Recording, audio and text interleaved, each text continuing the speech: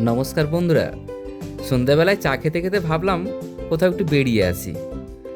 তো হঠাৎ মনে পড়লো, ও মা, মেদিনীপুর শহরে তো চলছে এখন খাদি মেলা। তারপর যেই না বলা অমনি কাজ, বেরিয়ে পড়লাম খাদি মেলার উদ্দেশ্যে। আমাদের মেদিনীপুরে বার্চটাউন মাঠে গিয়ে দেখছি 12 তারিখ থেকে তো মেলা শুরু হয়ে গেছে। তো আমরা গিয়ে মেলার মধ্যে প্রবেশ করলাম, কোনো এন্ট্রি ফি নেই। মেলাতে ঢুকেই দেখছি নানা রকমের স্টল সাজিয়ে, পসরা সাজিয়ে বসে রয়েছেন বিভিন্ন দোকানিরা। এছাড়াও ছিল মেয়েদের নানা রকমের সাজের জিনিস, আর সাথে ছিল পিঠে পুলি স্টল। এই স্টলে রয়েছে নানা রকমের পিঠের সম্ভার।